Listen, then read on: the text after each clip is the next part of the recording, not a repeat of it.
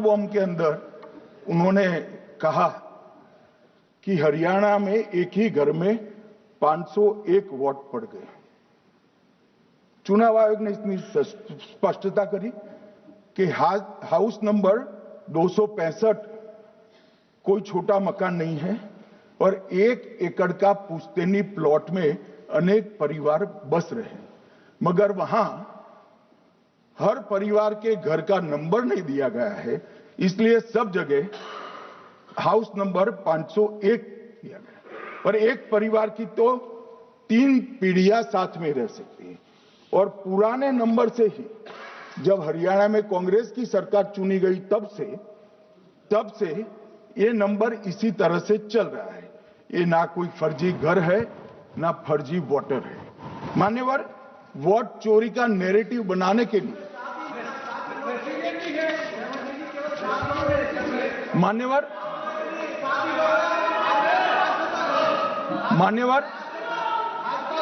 बिहार में भी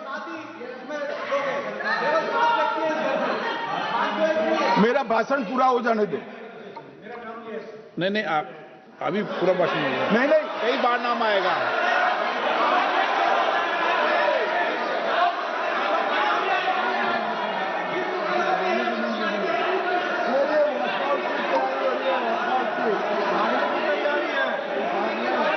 माननीय सदस्य, 2 मिनट बैठिए, मैं कुछ बोलना चाहता हूं। 2 मिनट बैठिए, मैं एक मिनट।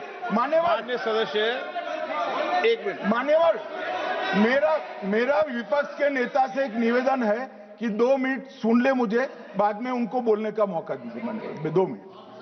मान्यवर, मेरा आपसे विनम्र निवेदन है, मैं आधी रात तक बैठने के लिए तैयार हूं, मुझे कोई आपत्ति नहीं। मेरा भाषण समाप्त हो जाए। अरे सुनिए ना भाई, सुनो ना। 2 बड़े बोलते हैं तब बीच में नहीं बोलते। मान्यवर, मेरा भाषण समाप्त हो जाए। प्लीज नहीं। मान्यवर, मेरा भाषण समाप्त हो जाए बाद में, इसमें जितने भी मुद्दे विपक्ष के नेता खड़े करेंगे, मेरी मर्यादा में इसका जरूर जवाब दूंगा, मुझे कोई आपत्ति नहीं। मेरा विनंती इसलिए है मान्यवर,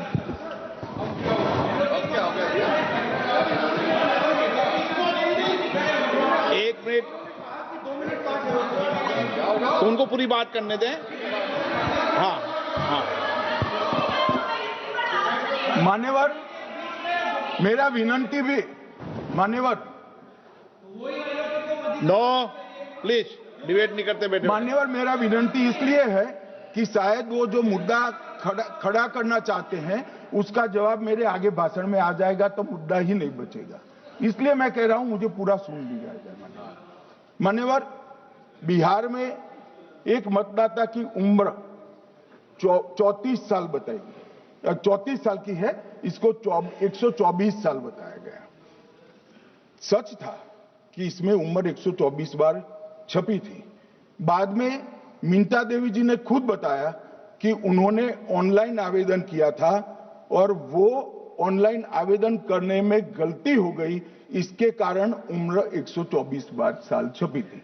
अब इसके आधार पर मतदाता सूची पर प्रश्न कर दिए।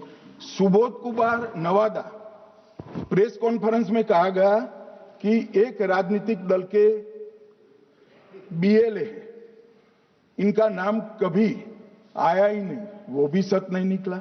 रंजू देवी रोहतास, उनको कहा कि एक कार्यकर्ता, उन्होंने बाद में रंजू देवी जी ने स्टेटमेंट दिया, जबरन बुलाकर उनकी वोटर लिस्ट से नाम काट लिया गया, ऐसा आरोप हुआ। तो रंजू देवी ने यही कहा कि कांग्रेस के कार्यकर्ताओं को कहने पर मैंने गलत जानकारी दी थी। मान्यवर, ये जो प्रेस कॉन्फ्रेंस हुई और उसने जिस प्रकार का देश में माहौल बनाया, चलो ये तो मैंने आरोप जो लगाए थे और सत्य क्या है कहा, मगर मैं विपक्ष के नेता ने जो प्रेस कॉन्फ्रेंस में कहा कि मतदाता सूची ठीक नहीं है, इसको सुधार करना चाहिए। तो भाई गहन पुनर्निरीक्षण क्या है, एसआईआर क्या है, मतदाता सूची का सुधार करने की प्रक्रिया है, और वो कर रहे हैं तो भी विरोध कर रहे हैं। पुरानी मतदाता सूची कर रहे हैं तो भी विरोध कर रहे हैं। भाई मतदाता सूची पुरानी हो या नहीं, आपका हारना तय है। ये मतदाता सूची से नहीं होता। मान्यवर, उन्होंने कहा, अपने लॉजिक के समर्थन में कहा कि भारतीय जनता पार्टी को कभी एंटी इनकम्बेंसी का सामना नहीं करना पड़ता। मान्यवर, एंटी इनकम्बेंसी इनके खिलाफ होती है जो जनहित के विरुद्ध काम करें। ये बात सही है कि भाजपा को एंटी इनकम्बेंसी का फायदा विरोध बहुत कम करना पड़ता है। हमारी सरकारें बार बार चुनकर आती हैं, चाहे राज्य में है या केंद्र में, परंतु ऐसा नहीं है कि हम 2014 के बाद एक भी चुनाव नहीं हारे। छत्तीसगढ़ में 18 में हारे, राजस्थान में 18 में हारे, मध्य प्रदेश में 18 में हारे, कर्नाटक में भी 14 के बाद हारे, तेलंगाना में हम जीत नहीं पाए, चेन्नई में हम जीत नहीं पाए, बंगाल में भी हम हारे। भाई तो तब तो ये मतदाता सूची बहुत अच्छी होती है, तब से नए कपड़े पहनकर आप शपथ ले लेते हो। उस वक्त मतदाता सूची का विरोध नहीं करते हो, और जब मुंह की पटखनी पड़ती है बिहार की तरह, तब मतदाता सूची का विरोध करते हो। माननीय मेरे दोहरे मापदंड नहीं चलेंगे लोकतंत्र में। जब आप जीतते हो तब चुनाव आयोग महान है, जब आप हारते हो तो चुनाव आयोग निकम्मा है, बीजेपी का कहने पर चलता है। जब आप जीतते हो मतदाता सूची अच्छी है, मतदाता सूची अच्छी है, और जब आप हारते हो तो मतदाता सूची खराब है। मान्यवर, मुझे कोई आपत्ति नहीं, इस प्रकार का भ्रांति फैलाए तो फैलाए। मेरा दायित्व है कि इस देश की जनता को एक ड्यूअल स्टैंडर्ड की जानकारी देना, जो मैं आज इस सदन में खड़े होकर दे रहा हूं। मान्यवर, आगे पर भी मैं इस विषय को कहूंगा, और ढेर सारे आरोपों के मेरे पास जवाब है। जो 3 प्रेस कॉन्फ्रेंस में, एक सादा प्रेस कॉन्फ्रेंस, एक एटम बम वाला प्रेस कॉन्फ्रेंस, एक परमाणु बम वाला, ये तीनों में क्या हुआ, इसके सारे जवाब में मेरे पास है। मान्यवर, अब ये कहते हैं कि 2-2 जगह है, 2-2 जगह मतदाता है। मान्यवर, किन किन लोगों के 2-2 जगह मतदाता, मैं इसमें जिनके नाम 2 जगह रजिस्टर्ड है उसका दोष नहीं निकालता मैं, क्योंकि एक जगह से कोई व्यक्ति दूसरी जगह गई तो 2010 के बाद इसको डिलीट करने का अधिकार आरओ के पास से ले लिया गया। इसके कारण ये विसंगतियां खड़ी हुई है। किसके हैं? श्री प्रशांत किशोर जी के 2 जगह मतदाता है, पवन खेरा जी का भी है, तेजस्वी यादव का स्वयं का है, टी सिद्दीकी एनआईसी केरल के नेता का है, मान्यवर संजय सिंह आप पार्टी के नेता के हैं, एक किशोरी पेडनेकर यूबीटी शिवसेना के हैं, इनका भी है। मान्यवर, सामान्य गलतियां हैं, क्योंकि एक नियम आ गया, जिसका जब वोट काटने का जिसका अधिकार है उसको रोक लिया गया, तो आरओ वोट काट नहीं सकता था, इसलिए 2 जगह रह गए। अब वो ही एक गहन पुनर्निरीक्षण से सुधरना है, मगर आप गहन पुनर्निरीक्षण को वोट चोरी कह रहे हो। मान्यवर, वोट चोरी किसको कहते हैं वो मैं बताना चाहता हूं, और हमारे यहां कुछ परिवार ऐसे हैं जो पुश्ते नहीं वोट चोरी करते हैं। अच्छा, बोलिए आप। हाँ, बोले आप, बोले। हाँ, बोले आप, बोले। स्पीकर सर, मेरा कल एक सवाल था, जो हिंदुस्तान के इतिहास में पहली बार डिसीजन लिया गया कि इलेक्शन कमिश्नर्स को फुल फुल इम्यूनिटी दी जाएगी।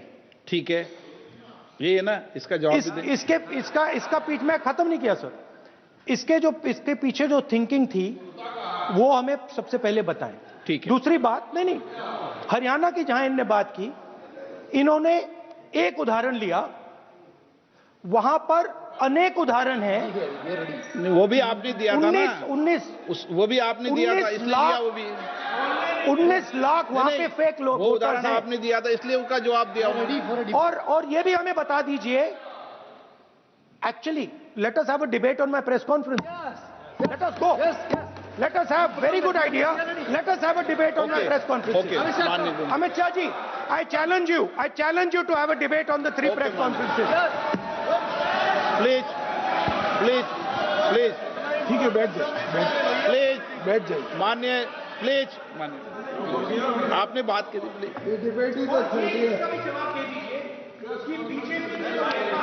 उत्तर प्रदेश में और हरियाणा में दोनों चुनाव में वोट कैसे दे रहे माननीय हैं? प्लीज ये भी जवाब दे दीजिए। माननीय गृह मंत्री जी मान्यवर, पहली बात मैं स्पष्ट करना चाहता हूं, मैं 30 साल से विधानसभा और संसद में जनप्रतिनिधि के रूप में चुनकर आता हूं। मुझे लंबा अनुभव है संसदीय प्रणाली का। विपक्ष के नेता महोदय कहते हैं कि पहले मेरी बात का आप जवाब दीजिए, मैं सुनना चाहता हूं। आपकी मुनसफी से संसद नहीं चलेगी। मेरे आप बोलने का क्रम मैं तय करूंगा। इस तरह से नहीं चलेगी संसद। मान्यवर, उनको धैर्य रखना चाहिए। उनको धैर्य रखना चाहिए मेरा जवाब सुनने का। इनकी एक एक बात का जवाब मैं दूंगा, मगर मेरे भाषण का क्रम वो तय नहीं कर सकते, मैं करूंगा, क्योंकि मैं बोल रहा हूं।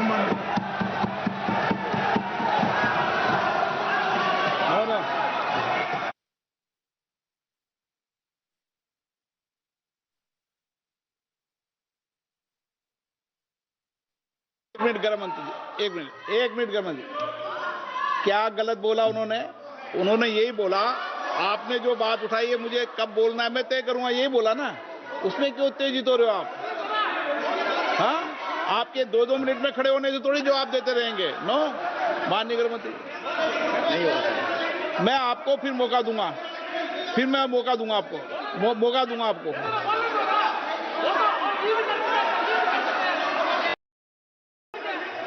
हाँ बोलिए सर, ये बोलिए। आपने अगर अमित शाह जी का रिस्पांस देखा तो ये कंप्लीटली डिफेंसिव रिस्पांस है। ये घबराया हुआ रिस्पांस है, ये डरा हुआ रिस्पांस है। अब सुनिए पूरी बात, प्लीज ये माननीय नो सच्चा माननीय रिस्पांस गृह मंत्री नहीं है। जी, माननीय गृह मंत्री जी, मान्यवर, आपके चेहरे पर बैठो। मान्यवर, आपके चेहरे पर चिंता की लकीरें मैं देख रहा हूं कि मैं क्या बोलूंगा। मैं उनके उकसावे में नहीं आऊंगा, मैं मेरे विषय पर बोलूंगा। मान्यवर, मैंने इतना ही कहा कि मेरे भाषण का क्रम मैं तय करूंगा। मेरे भाषण का पहले क्या बोलना, बाद में क्या बोलना, मैं तय करूंगा। और मैं मानता हूं कि हर एक वक्ता का ये अधिकार है।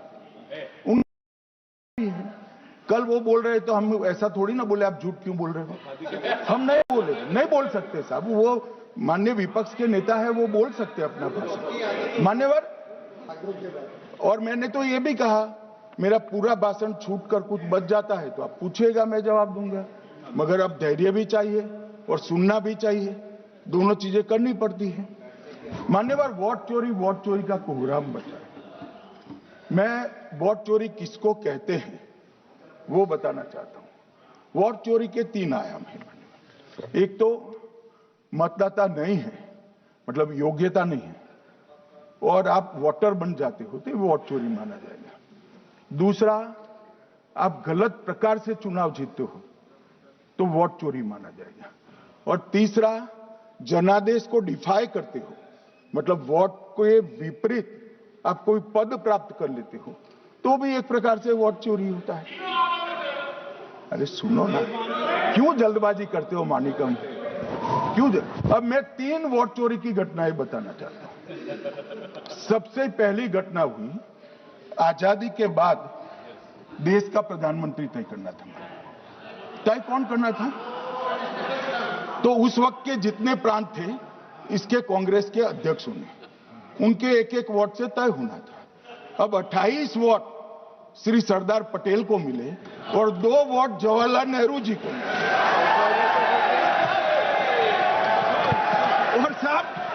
और साहब प्रधानमंत्री जवाहरलाल जी बने।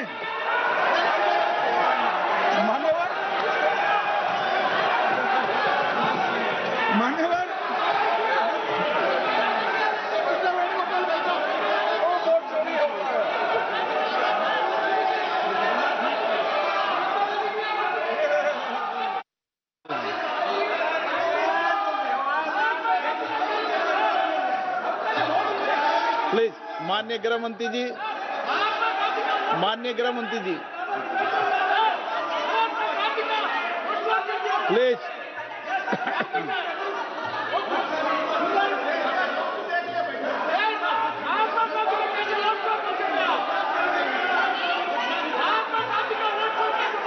बैठो बैठो, बैठिए माने, प्लीज प्लीज प्लीज।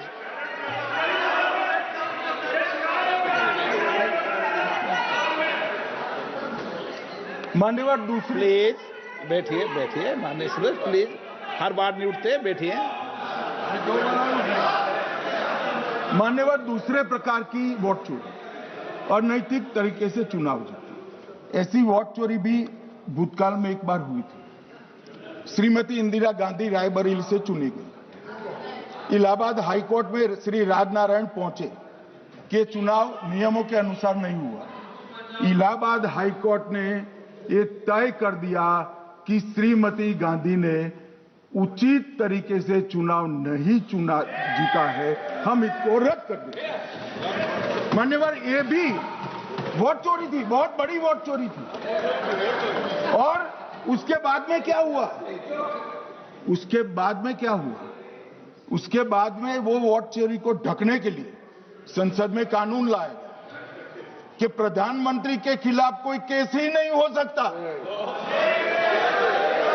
मैं विपक्ष के नेता को कहना चाहता हूं, इम्यूनिटी की बात आप चुनाव आयोग की पूछ रहे हैं, इसका तो मैं जवाब दूंगा, इसका मैं जवाब दूंगा इम्यूनिटी का।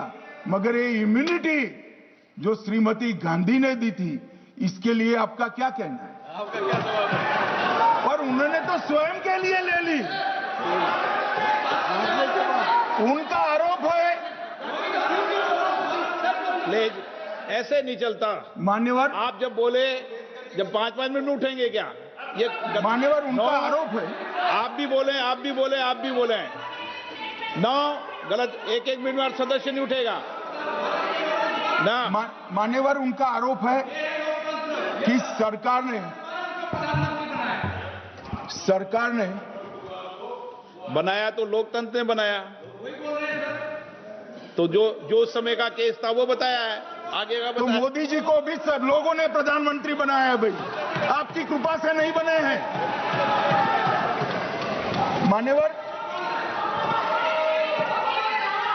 मान्यवर, नो प्लीज सदस्य, माननीय तरीका ठीक नहीं है आपका, 2-2 मिनट में उठना।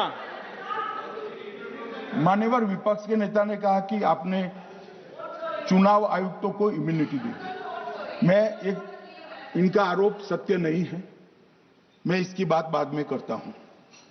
परंतु हमने तो चलो मानो चुनाव आयुक्त को इम्यूनिटी दी, श्रीमती गांधी ने तो अपने आप को इम्यूनिटी दी थी।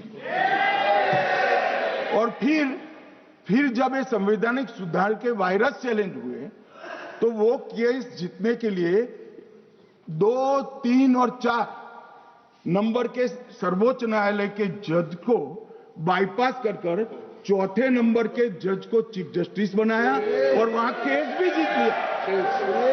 और मान्यवर, ये तो इतिहास है, कौन जुटला सकता है? इनको कोई पढ़ाता नहीं है इतिहास, ये तो इतिहास है, सर्वोच्च अदालत और संसद के रिकॉर्ड में रखा हुआ इतिहास है। इसके खिलाफ लल्लन सिंह जैसे कितने लोग पूरा जीवन लड़े बिहार में, इमरजेंसी के खिलाफ जेल में गए, लाखों लोग गए। और तीसरी वोट चोरी कहना चाहता हूं, तीसरी वोट चोरी का प्रकार मैंने बताया था कि योग्यता नहीं है और मतदाता बन जाना। अभी एक वाद पहुंचा है, वाद मतलब डिस्प्यूट पहुंचा है दिल्ली की सिविल अदालत में। उसमें डिस्प्यूट ये है कि सोनिया गांधी जी इस देश की नागरिक बनने से पहले मतदाता बने।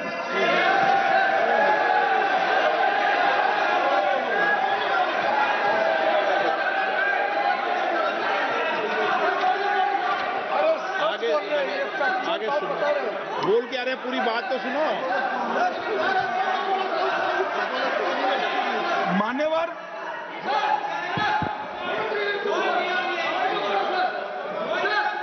मान्यवर, मैंने इतना ही कहा है कि अदालत में केस चल रहा है जो फैक्चुअल है।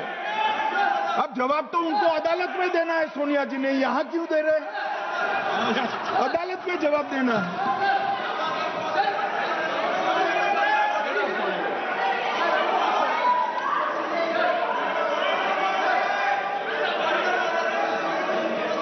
बीच के भाषण में पॉइंट ऑफ ऑर्डर नहीं होता। नहीं है सर, मुझे याद है जो माननीय सदस्य नहीं है ये 352 ये रहा, 352 टेबल पे रहता है, मुझे वहां याद है 352। Home Minister is speaking about an issue which is pending in the court. Actually, what happens is, Rosa will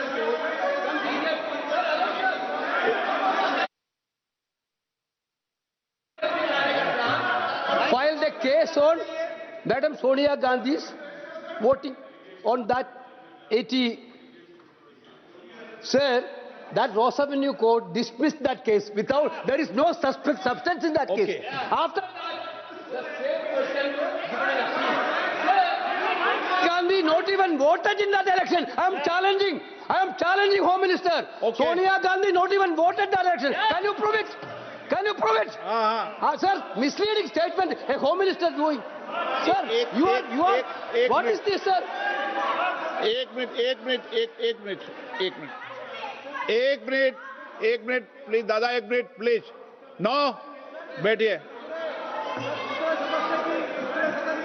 no मान्य प्लीज। देखिए माननीय सदस्य, 2 दिन से मैं चर्चा को सुन रहा हूं और 2 दिन से चर्चा को सुन रहा हूं और 352 आपने भी पढ़ा है, मैंने भी पढ़ा है, ठीक है ना। कई बार इधर से भी उधर से भी इस विषय को कई बार बोला गया है। जब डिबेट चलती है उसके संदर्भ में कई विषयों को बोला जाता है, ठीक है ना। और इसीलिए सुनिए बात, माननीय गृह मंत्री जी ने, आपने आधी बात सुनकर हर 2-2 मिनट में उठने लगोगे, ऐसे चर्चा नहीं होती। आप उनकी पूरी बात को सुनिए, क्या संदर्भ था, उन्होंने कोई फैसला नहीं दिया है, उन्होंने एक जानकारी जो आई है वो जानकारी सदन के पटल पे रखी है। अब मुझे सुनिए तो, अब आपने एक मुद्दा खड़ा किया, मुझे जवाब तो देने दीजिए। मान्यवर, मैंने कुछ ऐसा नहीं कहा, मैंने सिर्फ इतना कहा है कि एक वाद दायर हुआ है दिल्ली की अदालत में। मैंने कोई कंक्लूजन नहीं कहा, मैंने कहा कंक्लूजन का, मैंने कोई कंक्लूजन नहीं कहा। कंक्लूजन तो जब उनका नोटिस का जवाब वो दे देगी तब अदालत देगी, तब फिर से बताऊंगा मैं। मगर अभी तो मैंने सिर्फ इतना कहा है कि वहां एक केस रजिस्टर्ड हुआ है जिसमें श्रीमती गांधी को नोटिस इश्यू किया है। इसमें इतने लाल पीले होने की जरूरत क्या है? मान्यवर, हम सबका साझा दायित्व है, हम भी विपक्ष में बैठे, हम चुनाव जितने जीते हैं इससे ज्यादा हारे हैं। हम लोगों का तो एक प्रकार से पौना जिंदगी ही विपक्ष में ही चला गया, चाहे राज्य हो या केंद्र हो। कई चुनाव हमारे, हमने चुनाव आयुक्त और चुनाव आयोग पर कभी आरोप नहीं लगाए। एक नया पैटर्न खड़ा, एक नया पैटर्न। मैं पूरा वाक्य नहीं बताना चाहता। श्रीमती ममता बनर्जी ने चुनाव आयोग पर आरोप लगाए, स्टालिन जी ने लगाए, बीडी सतीशन जी ने लगाए, श्री राहुल गांधी ने लगाए, मल्लिकार्जुन खड़गे जी ने लगाए, तेजस्वी यादव जी ने लगाए, अखिलेश यादव जी ने लगाए, वी शिवन कुट्टी ने लगाए, हेमंत सोरेन जी ने लगाए, भगवंत मान जी ने लगाए। अब पहले तो ऐसी परंपरा सिर्फ कांग्रेस पार्टी में थी, मगर संपर्क का दोष कहता होता है साहब, ये सारे इंडिया अलायंस वाले चुनाव आयोग के खिलाफ आए। मान्यवर, चुनाव आयोग एक तटस्थता से चुनाव कराने वाला संस्थान बनाया गया और इसकी मान्यता कोई पॉलिटिकल पार्टी ने नहीं दी, भाग और अनुच्छेदों के तहत हमारे संविधान ने दी। और ये संवैधानिक प्रक्रिया है, ये संवैधानिक प्रक्रिया पर सवाल खड़े कर अनर्गल आरोप कर आप पूरे चुनाव आयोग की एक प्रकार से पूरे दुनिया में इसकी छवि को धूमिल करने का काम कर रहे हैं। आपको लगता है कि आप सरकार की छवि धूमिल करें? ना जी, आप पूरी दुनिया में भारत के लोकतंत्र की छवि को धूमिल करें। मान्यवर सरकार का तो इतना ही सवाल है, मान्यवर सरकार का तो इतना ही सवाल है कि भारत के मतदाता क्या सोचेंगे, मगर मतदाता का सोचने का सवाल नहीं है। मतदाता को तो मालूम है कि हमने तो वोट दिया है इसलिए चुनकर आए हैं, तो उसके मन में कोई डाउट नहीं है। ये वोट चोरी करते रहे, घुसपैठिया बचाओ यात्रा निकाली और बिहार में 2/3 बहुमत से हम जीत गए।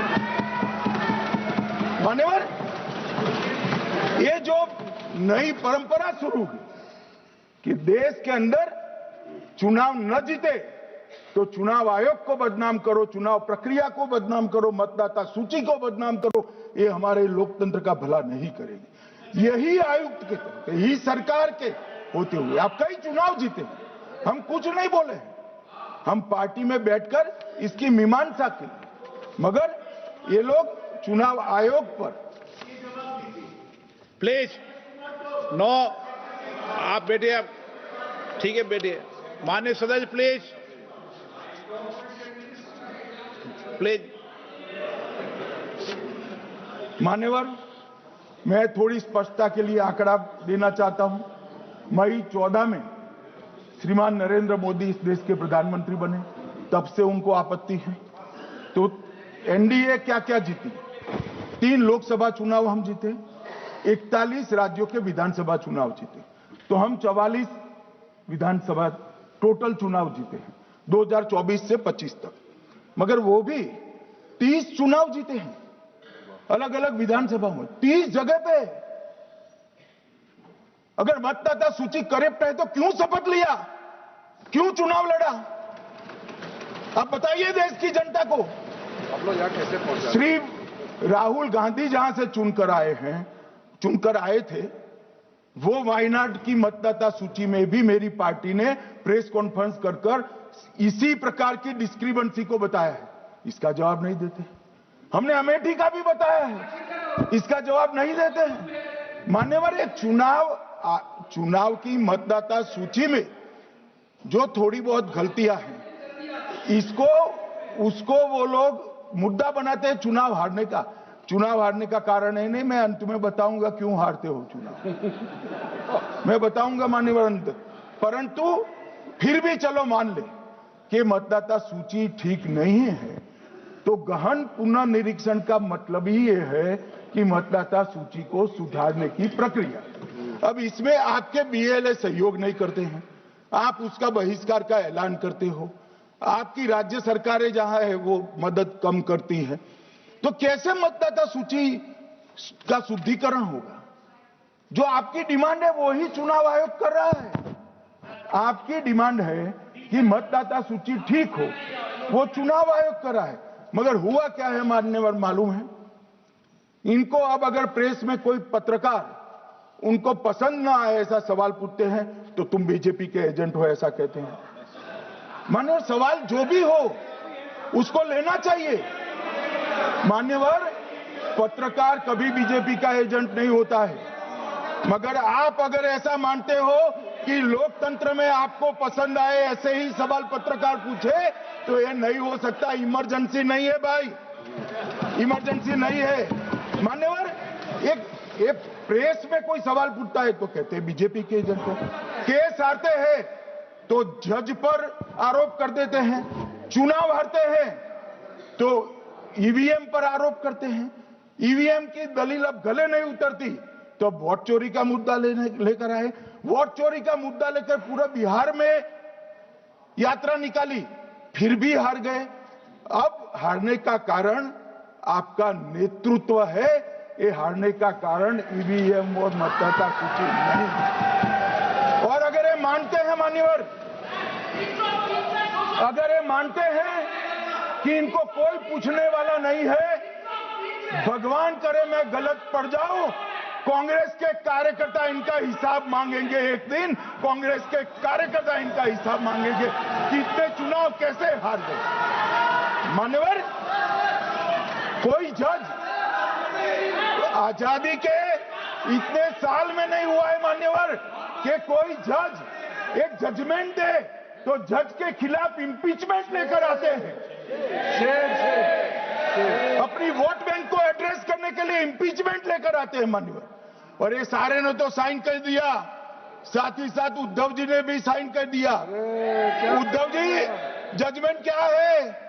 एक पहाड़ी पर मान्यता है कि यहां सबसे ऊपर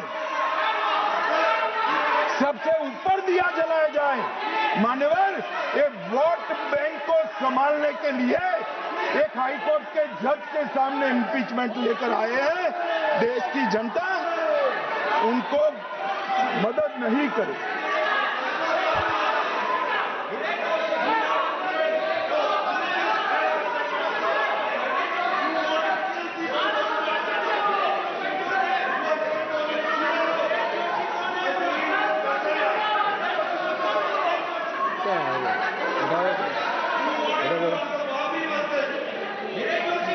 प्लीज नो। माननीय गृह मंत्री जी। गौरव जी बैठ जाइए। नया मुद्दा शुरू हो रहा है। प्लीज, अरे भैया, प्लीज मेरी बात सुनो ना। माननीय गृह मंत्री जी, माननीय गृह मंत्री जी, माननीय गृह मंत्री जी, नया मुद्दा शुरू हो रहा है, फिर से खड़ा होगा होना। आप बैठ जाइए प्लीज। नो नो, ये तरीका नो। मणिकम जी प्लीज बैठिए। नो, ये तरीका ठीक नहीं है। प्लीज बैठे। हर आपको ज्यादा समस्या है क्या हर 2 मिनट में खड़े होने की? हर 2 मिनट में खड़े होने की समस्या है क्या आपको लोगों? बैठिए, ऐसे नहीं चलेगा। मान्यवर, 2014 के बाद अरे दादा ये भी बैठ गए, अब बैठ जाओ। मान्यवर, 2014 के बाद हारने की परंपरा शुरू हुई। हारने की परंपरा शुरू होने के बाद हाँ जीते ही है, मगर हारने की भी परंपरा हुई है। मान्यवर, हारने की परंपरा शुरू करने के बाद इन्होंने सबसे पहले ईवीएम को निशाना बनाया। आज मैं आपके माध्यम से सदन को और सदन के माध्यम से देश की जनता को बताना चाहता हूं, ईवीएम कौन लेकर आया इस देश में? मान्यवर, कौन लेकर आया? 15 मार्च 1989 को जब राजीव गांधी इस देश के प्रधानमंत्री थे, तब ईवीएम लाने का कानूनी बदलाव किया गया था। अब राजीव गांधी के ईवीएम के कानून का भी विरोध कर रहे हैं। मान्यवर, इसके बाद में अरे सुनो ना क्या प्रक्रिया हुई।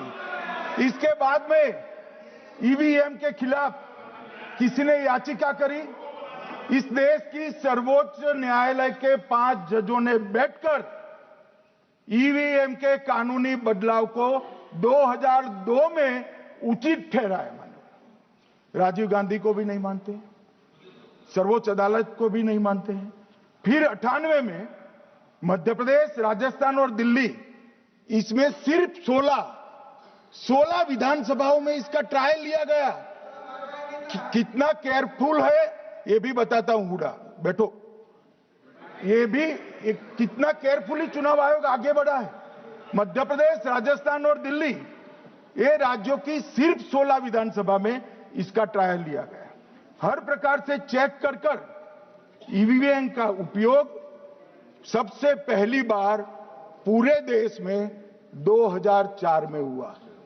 2004 का महत्व है माननीय, सबसे पहले 2004 में हुआ। पूरे लोकसभा चुनाव हमारे समय में ईवीएम का उपयोग हुआ। लाए राजीव गांधी, वहां से लेकर 2004 तक। और 2004 के चुनाव में कौन जीता भाई? वो जीत गए। उस वक्त ईवीएम की चर्चा बंद। 2009 का चुनाव हुआ, पूरा ईवीएम से हुआ। ये जीत गए, चुप्पी साध ली। 2014 में सब हम जीते तो कौ कौ कौ कौ कौ कौ कौ कौ कौ कौ चालू कर दी। वो सरकार में थे। मान्यवर, ये क्या है? जब कानून आप लाए, मशीन आपने इंट्रोड्यूस किया, चुनाव आप पहला जीते मशीन से, दूसरा चुनाव जीते, मौत से 10 साल राज किया और हार गए तो फिर रोते हैं। मान्यवर, देश की जनता मानती है इसको। और दूसरी बात, जब चुनाव आयोग को भी लगा कि सच्चे झूठे आरोप होते हैं, तो इस पर रिसर्च की एक प्रक्रिया हुई। मान्यवर, 5 साल रिसर्च के बाद वीवीपीएटी की इंट्रोडक्शन हुआ। ये वीवीपीएटी क्या है? मैं जब वोट दबाता हूं तो समझ गए दादा, धन्यवाद। मान्यवर, मैं जब वोट दबाता हूं तो मैंने कमल के निशान पर वोट दबाया, तो पास में एक पर्ची निकलती है कि आपका वोट कमल के निशान पर रजिस्टर हो गया है। फिर भी आरोप हुए कि पर्ची और ये दो अलग होते हैं। तो चुनाव आयोग ने निर्णय किया कि 5% ईवीएम और वीवीपैट के परिणाम कंपेयर होंगे। तो मशीन खुला, इसमें 396 वोट मिले, तो वीवीपैट में कितने वोट मिले, तो 396 है या नहीं है, ये 5% मशीनों में मिलता है। मान्यवर, मैं आंकड़े लेकर आया हूं चुनाव आयोग को पूछकर आज कि कितने वीवीपैट और मशीन का मिलान नहीं हुआ।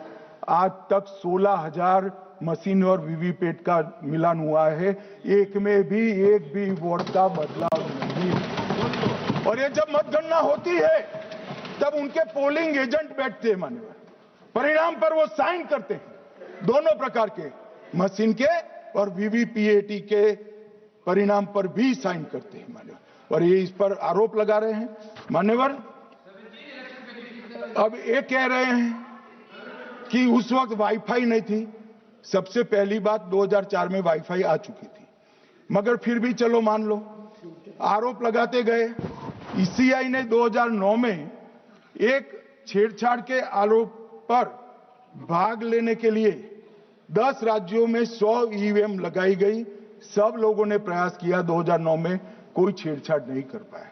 फिर भी आरोप लगाए तो 2017 में इलेक्शन कमीशन ने जून 2017 में 3 दिन तक ईवीएम इलेक्शन कमीशन की ऑफिस में रखे कि कोई भी पार्टी आकर, कोई भी टेक्नोक्रेट आकर, कोई भी साइंटिस्ट आकर ईवीएम को हैक कर कर बता दे।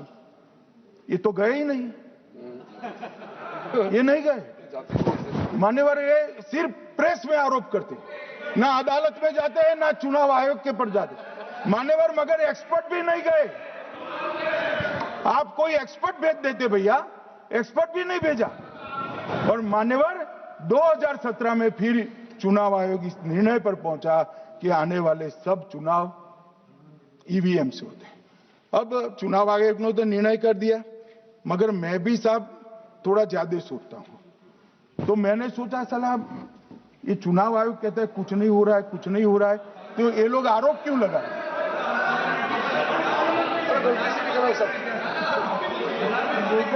मान्यवर, मेरे शब्द कोई ऐसे हो तो काट दीजिए।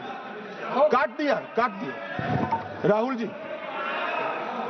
मान्यवर, मैंने सोचा कि भाई कुछ गलती नहीं है, मान्यवर कोई गलती नहीं है, तो लोग विरोध क्यों कर रहे हैं? फिर मुझे याद आया कि मान्यवर, जब इनके जमाने में चुनाव होते थे, बिहार और यूपी में सरकारें बनाती होती थी, पूरे के पूरे वोट के बक्से हाईजैक कर लिए जाते। ईवीएम आने से ये बंद हो गया, ईवीएम आने से बंद हो गया। और मान्यवर, चुनाव की चोरी बंद हुई है, इसलिए पेट में दर्द हो रहा है। ईवीएम का दोष नहीं है, चुनाव जीतने का तरीका जनादेश नहीं था, करप्ट प्रैक्टिसेस थी, इसके कारण चुनाव जीतते थे। अब आज ये पूरे एक्सपोज हो चुके हैं। जब जनादेश पर चुनाव होता है तो आप जीत सकते हो, जीतो, स्वागत है उसका, मगर जब हारते हो तो अन्य कारण बताना, जैसे पहले मैंने कहा ऐसा बताना, ये ठीक नहीं है। मान्यवर, कल मैंने लीडर ऑपोजिशन का भाषण स्वयं यहां बैठकर सुना है। पूरा भाषण उनका धागों में उलझ गया, थ्रेड्स में उलझ गया। मान्यवर, ये कहते हैं पीएम का शेड्यूल देखकर चुनाव आयोग चुनाव तय करता है। मेरा सभी सांसद महोदय से करबद्ध निवेदन है कि चुनाव होने के पहले के 1 महीने पीएम का शेड्यूल, और पीएम को लगभग 24 और 16 कितना होता है, 40 महीना हो गया। इसमें से किसी भी 1 महीने का शेड्यूल दिखाओ। पीएम की गति ही इतनी है, कोई भी महीना उठाओगे तो इतने ही प्रवास करते हैं। मानवर, इसको चुनाव का कोई लेन देन नहीं है। हमारे प्रधानमंत्री जनसंपर्क में आजादी के बाद सबसे ज्यादा प्रवास करने वाला प्रधानमंत्री, और मैं जानता हूं साहब, मैं जानता हूं नरेंद्र मोदी जी को 2001 से मैं बता सकता हूं, एक भी दिन की छुट्टी नहीं, एक भी वैकेशन नहीं, लगातार जनता का काम करना। मैंने कभी नहीं देखा उनको वैकेशन में। कई बार इनका अनुकरण करने का प्रयास करते हैं तो बीपी बढ़ जाता है। इतना ये फिर उठ जाएंगे फिर। मान्यवर, ये पूरी चर्चा चुनाव सुधार पर थी। मैंने आज ये भी जांच करा,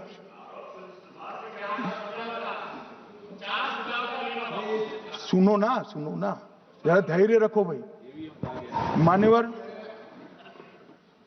मैंने आज सुबह चुनाव आयुक्त के वहां जांच कराई। जांच मतलब कोई गोपनीय चीज नहीं पूछी है, आप इसका इश्यू मत बना। मैंने ये पूछा कि चुनाव सुधार के लिए मई 2014 के बाद कौन सी पार्टी से कितने आवेदन आपको मिले, क्योंकि चुनाव सुधार जो करना है इसकी प्रक्रिया क्या है। मान्यवर, चुनाव सुधार सभी राजनीतिक दलों के साथ चर्चा कर चुनाव आयोग भारत सरकार के विधि मंत्रालय को भेजता है, और विधि मंत्रालय इसका कानून बनाकर संसद के सामने रखता है। ये प्रक्रिया है।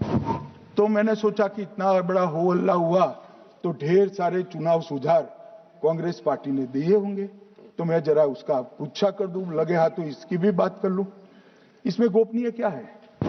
तो मैंने पूछा तो साहब मुझे एक रहस्य मालूम पड़ा कि आज तक मई 2014 से चुनाव आयोग को एक भी चुनाव सुधार का सुझाव कांग्रेस पार्टी से नहीं है। मान्यवर,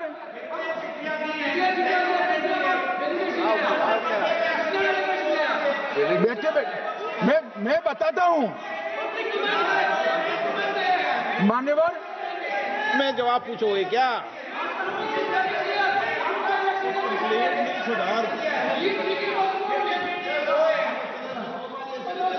आप भी बोले, हर बोलने पर एक एक बार उठेंगे क्या? हर चीज का जवाब पूछेंगे क्या आप? नो, ये तरीका ठीक नहीं है। नो, ये तरीका ठीक नहीं है। नो माननीय सदस्य, प्लीज बैठिए,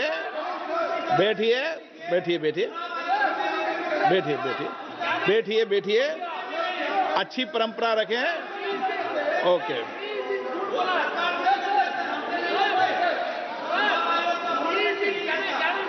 नो प्लीज, हर 2 मिनट में नहीं उठते। अच्छी है। नो, ऐसी नो, प्लीज बैठिए आप, प्लीज बैठिए,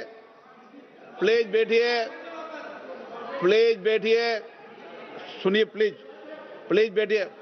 माननीय सदस्यगण, ये कभी परंपरा नहीं रही कि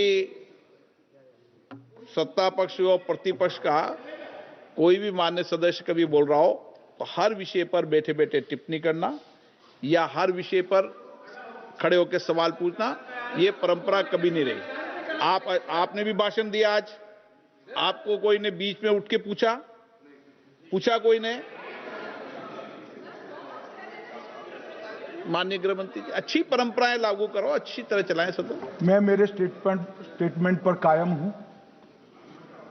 नरेंद्र मोदी सरकार बनने के बाद आज तक कांग्रेस पार्टी ने चुनाव आयोग को एक भी चुनाव सुधार का प्रपोजल नहीं दिया। मान्यवर, ये कई बार मिलने गए हैं, मैंने उनका प्रेस कॉन्फ्रेंस भी देखा है। उनका प्रेस कॉन्फ्रेंस था चुनाव प्रक्रिया के अंदर उनका जो डिस्प्यूट है वो ऑन गोइंग इलेक्शन में इसको रजू करने का। चुनाव सुधार जो होता है, चुनाव के पहले चुनाव के नियम जो तय होते हैं, इसके लिए सभी दलों को बाकायदा पत्र लिखा जाता है और कोई मांगे तो उसको समय भी देना पड़ता है। ये दो अलग चीजें। माननीय गृह मंत्री, मान्यवर, एक मिनट गृह मंत्री। माननीय सदस्यगण, सदन का समय माननीय गृह मंत्री जी के वक्तव्य की समाप्ति तक बढ़ाया जाता है। माननीय गृह मंत्री जी। मान्यवर, कर विपक्ष के नेता ने 3 सवाल पूछे थे और 4 सुझाव दिए थे। पहला सवाल था मुख्य न्यायाधीश को चुनाव आयोग चयन समिति से बाहर क्यों निकाला गया, पहला सवाल था।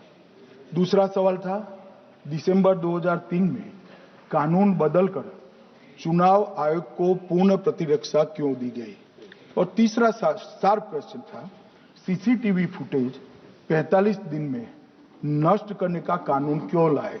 कानून नहीं लाए हैं, सर्कुलर चुनाव आयोग ने इश्यू किया है, मगर ठीक है, हार्द में समझ रहा हूं ये क्यों कर रहे हैं। ये 3 इसके जवाब थे। मान्यवर, मैं इसमें से सबसे पहले सवाल का जवाब देना चाहता हूं। मान्यवर, मुझे पूरा सुनकर जरा आप आपत्ति लीजिएगा, क्योंकि मैं बताऊंगा तो पास से ही, मगर वर्तमान का भी जवाब दूंगा। मान्यवर, 73 वर्ष तक इस देश में चुनाव आयोग की नियुक्ति का कोई कानून ही नहीं था। माननीय सभी सदस्य ध्यान से मुझे सुने, 73 साल तक इस देश में चुनाव आयोग की नियुक्ति का कोई कानून नहीं था। नियुक्ति प्रधानमंत्री सीधी कर देते थे। और मान्यवर, मैं आज ये पूरे देश को बताना चाहता हूं कि टोटल अब तक जितने चुनाव आयुक्त हुए और जितने मुख्य चुनाव आयुक्त और चुनाव आयुक्त, ये सभी इसी प्रकार से हुए। अब 2003 के कानून पर मैं बाद में आता हूं। 1950 से 1989 चुनाव आयोग एक सदस्यीय था। प्रावधान क्या था? कोई कानून नहीं था। प्रधानमंत्री जी फाइल भेजते थे राष्ट्रपति जी को और राष्ट्रपति जी नोटिफिकेशन बाहर निकलते। तो भाई उस वक्त बरोबर चुनाव था, सबसे अच्छा था। नहीं, मैं ये नहीं पूछता नियुक्ति की प्रक्रिया। मान्यवर, पूरा उनका 55 साल प्रधानमंत्री जी ने ही चुनाव आयोग को नियुक्त किया, तब तक कोई सवाल नहीं था। और नरेंद्र मोदी करते हैं तो उन पर सवाल उठाते हैं, मगर हमने तो ऐसा भी नहीं किया। मान्यवर, फिर 89 से 91 जब 89 में चुनाव आयुक्त उनकी सुनते नहीं थे, तो पहली बार उस पर ब्रेक लगाने के लिए चुनाव आयोग को बहुत सदस्यीय बनाया गया। ये बिहार के चुनाव के कारण ही हुआ, परंतु वो भी प्रधानमंत्री की फाइल से ही अपॉइंट होते हैं। और मान्यवर, 21 चुनाव आयुक्त, कमिश्नर और मुख्य चुनाव, और 21 और 29 इस प्रकार से हुए जिसमें कोई प्रधानमंत्री जी ही रखते थे। कांग्रेस पार्टी ने ही ये परंपरा बनाई थी, कानून भी कांग्रेस पार्टी ने बनाया था। मगर आज आरोप करना है इसलिए आपने चुनाव चोरी कर लिया, चुनाव चोरी कर लिया, चुनाव चोरी कहने से कुछ नहीं होता। जनता हमको सुनती है भाई, और हम जवाब भी देते हैं। मान्यवर, ये 50 से लेकर 2023 तक कोई कानून नहीं। बाद में 2023 में एक अनूप बरनवाल बनाम भारत सरकार, मुकदमा हुआ, उसमें सुप्रीम कोर्ट ने कहा कि भाई चुनाव आयुक्त की नियुक्ति थोड़ी पारदर्शी होनी चाहिए। सुझावी था, ऑर्डर नहीं था। हमारे सॉलिसिटर जनरल ने वहां कंसेंट दी, तो उन्होंने कहा कि भाई हमें कानून बनाने में थोड़ी देर लगेगी और हमें इस पर कंसल्टेशन भी करना पड़ेगा, चुनाव आयोग से भी करना पड़ेगा। तो उन्होंने कहा ठीक है, अगर आप सहमत हैं, मैं जजमेंट और आर्गुमेंट पढ़कर अगर आप सहमत हैं तो जब तक कानून नहीं बनता, चीफ जस्टिस ऑफ इंडिया की अध्यक्षता में एक कमेटी बने और प्रधानमंत्री और विपक्ष के नेता इसके मेंबर।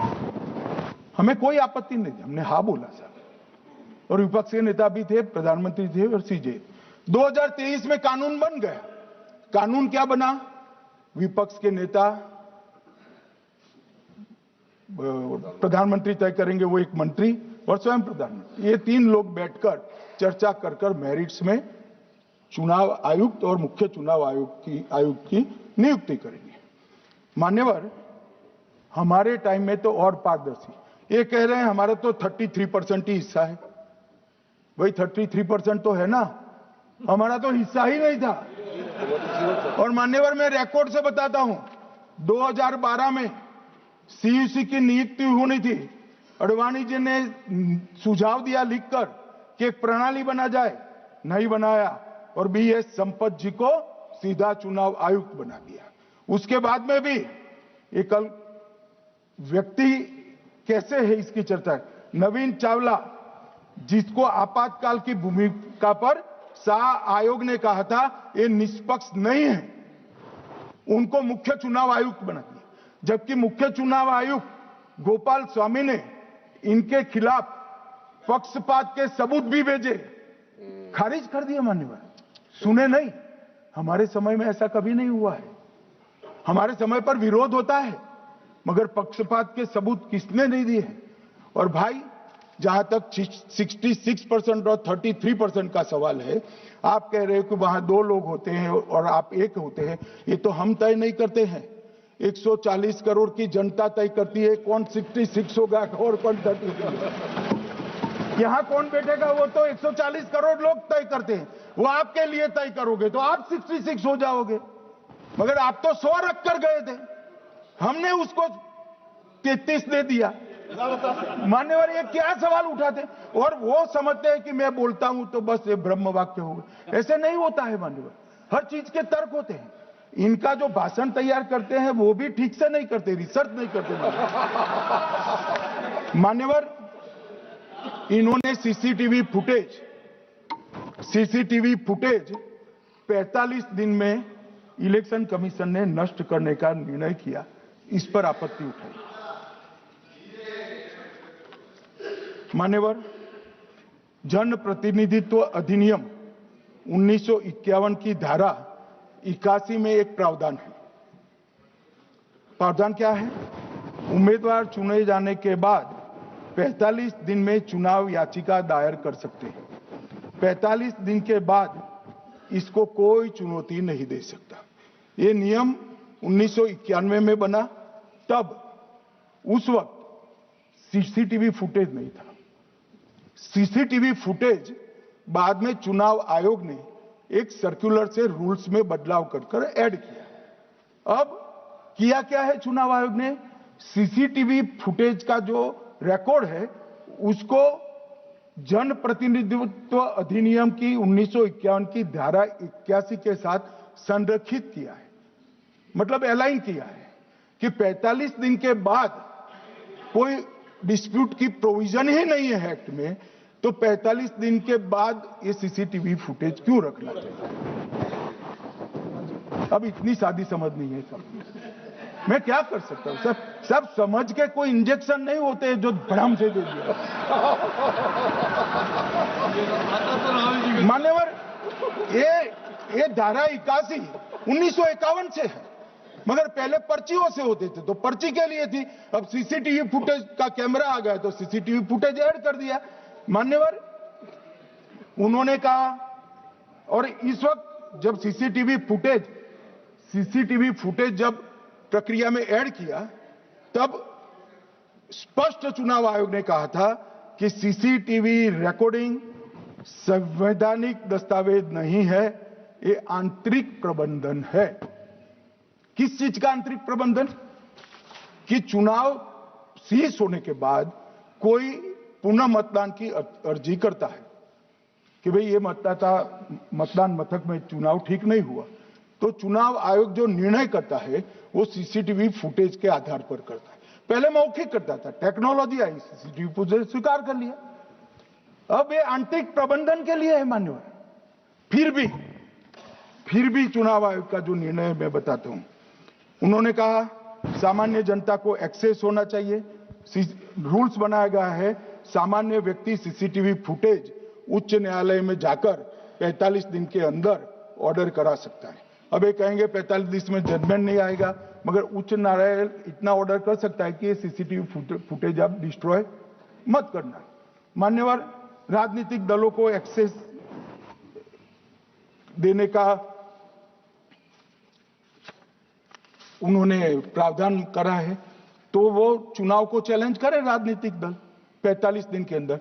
ऑटोमेटिक जो चुनाव चैलेंज होता है मान्यवर, उसका सीसीटीवी फुटेज नियमों से हम चुनाव आयोग रिजर्व कर देता है।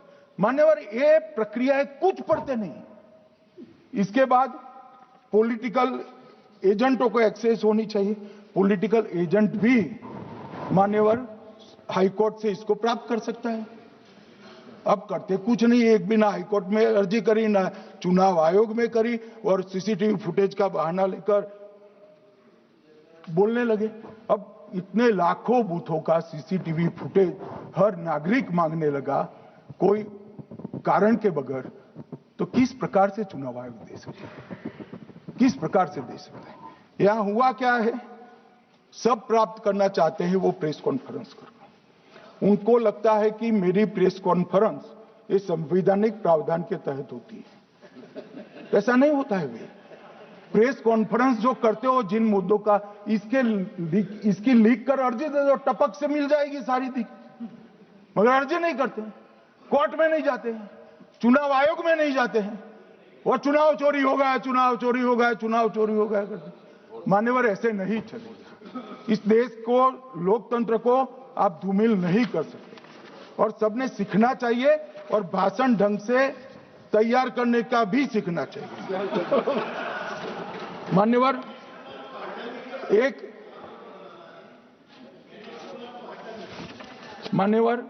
एक उन्होंने कहा सीईसी को 2003 में कानून बनाकर इम्यूनिटी दी। मान्यवर, representation of the people act 1950 में ही ईसीआई के अधिकारियों को जो इम्यूनिटी प्राप्त है उससे जरा भी बढ़ोतरी नहीं करी। हमने सिर्फ रिप्रेजेंटेशन ऑफ 1951 के एक्ट को पुनरावृत्ति की है। मान्यवर, आरपीए एक्ट की धारा 32 और आरपीए एक्ट 51 के सुधार की धारा 146C कहती है कि चुनाव आयोग के कोई भी अधिकारी, जिसमें इलेक्शन कमिश्नर आ जाते हैं, इस पर कोई मुकदमा चुनाव प्रक्रिया के लिए नहीं चल सकता। ये प्रावधान है मान्यवर, और वो प्रावधान को 23 के कानून में इसको भी हमने संरेखित किया है मान्यवर। इतने सारे वकीलों को राज्यसभा दे रखी है, भगवान जाने क्या करते हैं ऐसा, अपने नेता को ब्रीफ भी नहीं करते मान्यवर। मान्यवर, ये वाक्य आप निकाल सकते हैं, ये वाक्य निकाल सकते हैं मान्यवर।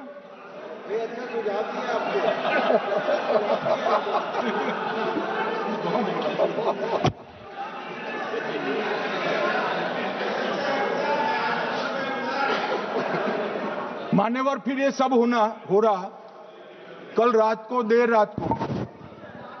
देर रात को मान्यवर मैं मेरा भाषण तैयार कर लूं, तो मैंने अपने आप को पूछा कि ये सब इतना स्पष्ट है तो ये मुद्दा क्यों उठा रहे।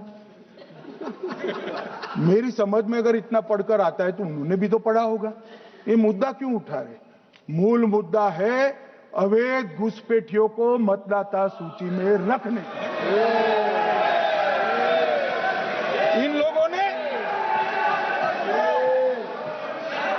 मान्यवर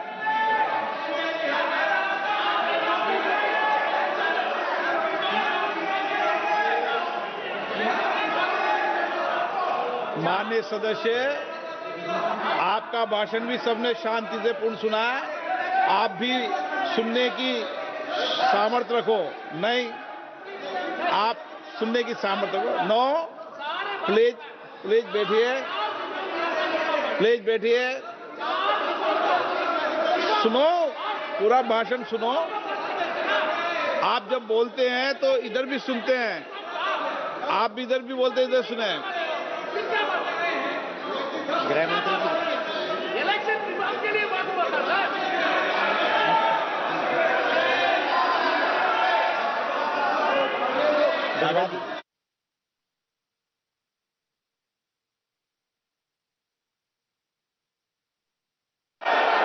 माननीय सदस्य, आप जब बोलते हैं तो इधर भी सुनते हैं, पूरे सुनने की क्षमता रखो। सर ये लोग डर गए हैं, जवाब नहीं सुन सकते हैं। इतना दिनों से देश के सामने में झूठ फैला करके इन्होंने गुमराह करके चर्चा मिला। आज गृह मंत्री जी एक एक बात का जवाब दे रहे हैं, ये भाग गए, डर गए, सुन भी नहीं सकते ये। अगर ये सुन नहीं सकते हैं, इतना दिनों से संसद का समय बर्बाद क्यों किया? अगर सच्चाई नहीं सुन सकते तो इतना दिनों तक सरकार पर संसद का समय लोगों को भ्रम फैला करके क्यों समय बर्बाद किया? ये धिक्कार है। हमको मालूम था ये भागने वाले हैं। सच्चाई को सुनना चाहिए, सच्चाई को सुनना चाहिए। और जब सच्चाई सामने में आया तो डर गए, सुनने का कैपेसिटी तक नहीं है और इतना गुमराह किया। पिछले सेशन का पार्लियामेंट सेशन इन्होंने तबाही किया, मॉनसून सेशन को भी इन्होंने बर्बाद किया इसी मुद्दे पर, और ये हमारे शीतकालीन समय को भी इन्होंने 2 दिन बर्बाद किया। आज बारीकी से जब बता रहे थे ये लोग भाग गए, ये तो ठीक नहीं है।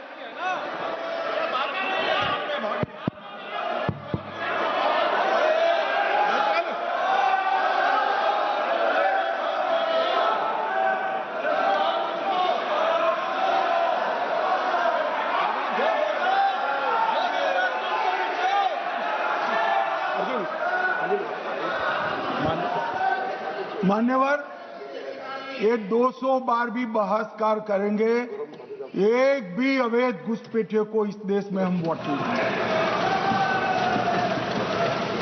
ये हमारे एनडीए का पॉलिसी है मान्यवर। डिटेक्ट मतलब ढूंढो, डिलीट करो, मतदाता सूची में नाम काटो और उनको डिपोर्ट करो। हम संवैधानिक प्रक्रिया कर डिटेक्ट, डिलीट और डिपोर्ट ये पूरा करेंगे। ये क्यों सदन छोड़कर भाग गए? मैं इनके सामने तो कोई बात भी नहीं कर रहा था, ना कांग्रेस पार्टी के सामने बात कर रहा था। मैं तो बात कर रहा था घुसपैठियों को देश के बाहर निकालने की। अब ये तो देखिए साहब, अगर मैंने इतने सारे आरोप करे श्री जवाहरलाल नेहरू पर, इंदिरा गांधी पर, इनके पिताजी पर, सोनिया जी पर, तब भागते तो लाजिम था। ये घुसपैठियों को लिए भाग गए क्योंकि उनकी हमारी पॉलिसी है डिटेक्ट, डिलीट और डिपोर्ट। उनकी पॉलिसी है नॉर्मलाइज कर दो घुसपैठ को, उसके बाद में मान्यता प्रदान कर दो और चुनाव में मतदाता सूची में डालकर फॉर्मलाइज कर दो। मगर साहब ये लंबे समय तक नहीं चलना। मैं मेरे मन से मानता हूं, मेरे पार्टी के सिद्धांत तो है ही, मगर मैं मानता हूं कि जनसांख्यिकी में इतना बड़ा परिवर्तन देश के लिए बहुत बड़ा खतरा है। यह देश एक बार जनसांख्यिकी के आधार पर बंट चुका है और हम नहीं चाहते कि आने वाली पीढ़ी ये देश के भी बंटवारे दिखे। इसलिए ये बहुत जरूरी है कि इस देश से घुसपैठ को रोकना पड़ेगा। मान्यवर, ये कहते हैं कि घुसपैठ हो रही है, भारत सरकार की जिम्मेदारी नहीं है। मान्यवर, मैं आज बताना चाहता हूं, घुसपैठ हो रही है भारत बांग्लादेश की सीमा से। वहां पर कुल 2216 किलोमीटर बॉर्डर है। इसमें से 1653 किलोमीटर बॉर्डर बन चुकी है। अब 563 कहां बाकी रही है मान्यवर मालूम है? केवल और केवल एक राज्य बंगाल। आसाम का पूरा हो गया, मेघालय का पूरा हो गया, त्रिपुरा का पूरा हो गया, जम्मू कश्मीर का पूरा हो गया, पंजाब का पूरा हो गया, राजस्थान का पूरा हो गया, गुजरात का पूरा हो गया, खाली बंगाल का बाकी रखा है। और मैं आज कहना चाहता हूं टीएमसी के लोगों को भी, ये राहुल जी के साथ में रहकर घुसपैठिया बचाओ यात्रा बिहार में निकली, साफ हो गए। आप भी घुसपैठियों को बचाओगे तो वहां भारतीय जनता पार्टी का विजय तय। मान्यवर, ये कहते हैं कि घुसपैठ क्यों हो रही? आप बॉर्डर नहीं बनाने देते, फेंसिंग नहीं करने देते।